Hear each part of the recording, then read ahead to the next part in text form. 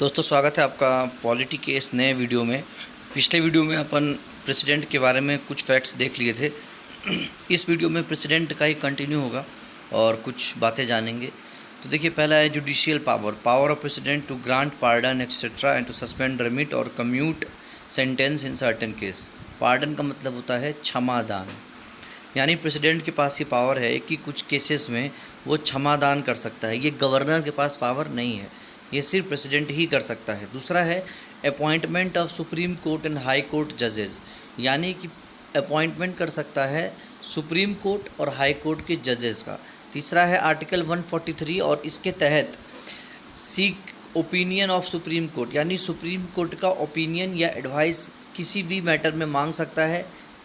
लेकिन ध्यान रहे कि सुप्रीम कोर्ट इस चीज़ के लिए लायबल नहीं है या इस चीज़ के लिए बाध्य नहीं है कि वो अपना ओपिनियन वो दे ही, या फिर जो भी उससे मांगा गया है वो दे ही। वो दे भी सकता है और नहीं भी दे सकता है।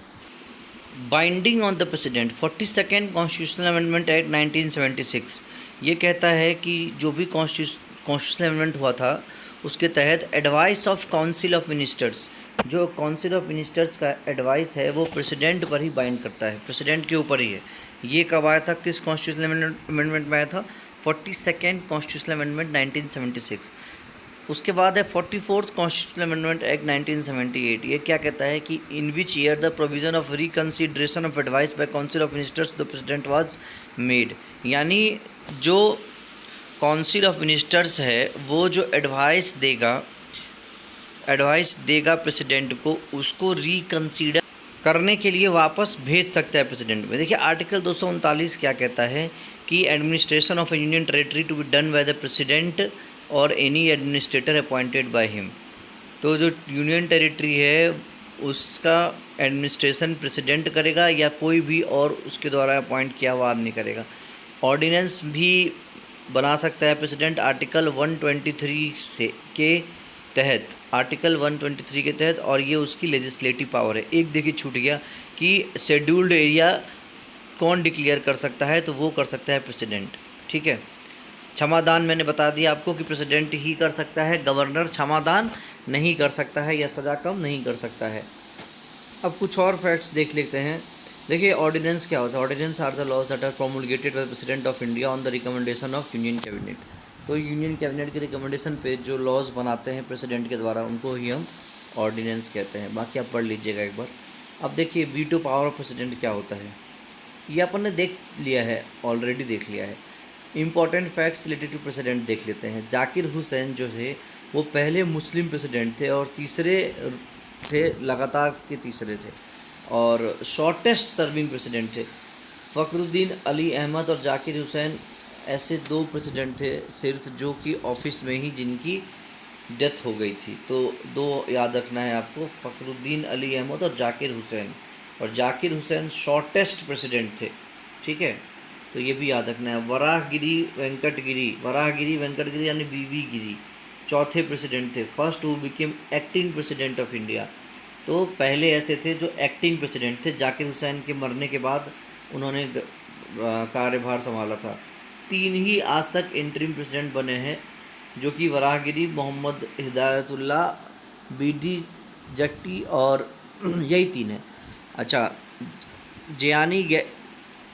ज्ञानी जैल सिंह पहले सिख प्रेसिडेंट थे जिन्होंने पॉकेट वीटो का इस्तेमाल किया था पहली बार।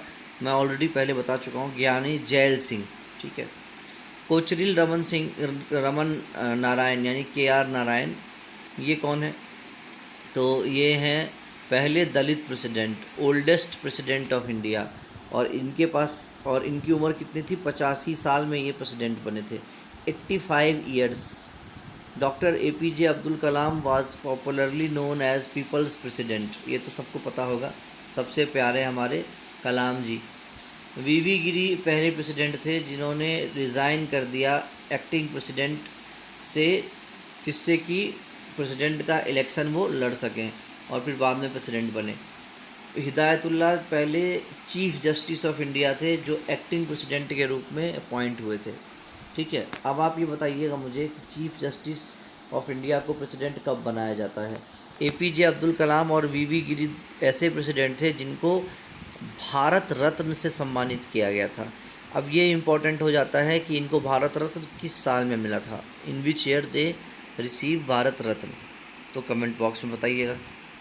प्रतिभा Patil was the first women president of India. Pratibha Patil पहली वुमेन प्रेसिडेंट थी, और ये अपनी द्रौपदी मुर्मू जी ये सेकेंड वुमेन प्रेसिडेंट है, पहली tribal president. She was 12th इन अ रो, ये 12वीं प्रेसिडेंट थी, और अभी जो द्रौपदी मुर्मू जी हैं वो 15वीं प्रेसिडेंट है। Neelam Sanjiva Reddy was the only president who won unopposed election, ये अनअपोज्ड इलेक्शन जीता था इन्होंने, और ये यंगेस्ट प्रेसिडेंट भी है। 64 साल की एज में इन्होंने प्रेसिडेंट की गद्दी संभाली थी। 35 साल मिनिमम एज है जो चाहिए होता है प्रेसिडेंट का इलेक्शन लड़ने के लिए, ठीक है, याद रहेगा। द्रौपदी मुर्मू पहली ट्राइबल प्रेसिडेंट, ट्राइबल वुमेन थी जो कि प्रेसिडेंट के रूप में अपना कार्यभार संभाला। तो ये पहली प्रेसिडेंट भी हैं जो इंडिपेंडेंस के बाद पैदा हुई हैं। अच्छा, कौन सी ट्राइब से बिलोंग करती थी ये आप बताइएगा। चलिए मैं बता देता हूँ, संथाल ट्राइब था इनका, ठीक है, और ये झारखंड की गवर्नर भी रह चुकी हैं। अच्छा, in case of office of speaker and deputy speaker of Lok Sabha अगर वैकेंट हो जाता है तो किसको अपॉइंट करने की अथॉरिटी है लोकसभा को प्रिसाइड करे, वो भी प्रेसिडेंट के पास ही है। If the bill is money bill और कॉन्स्टिट्यूशनल अमेंडमेंट बिल, अगर बिल कॉन्स्टिट्यूशनल अमेंडमेंट बिल है या मनी बिल है तो प्रेसिडेंट रिटर्न नहीं कर सकता, उसको कंसीडर करने के लिए नहीं भेज सकता, उसको अपना एडवाइस देना ही पड़ेगा, उसको बिल को भेजना ही, उसको साइन करना ही पड़ेगा, भेज नहीं सकता वो, है ना, ठीक है।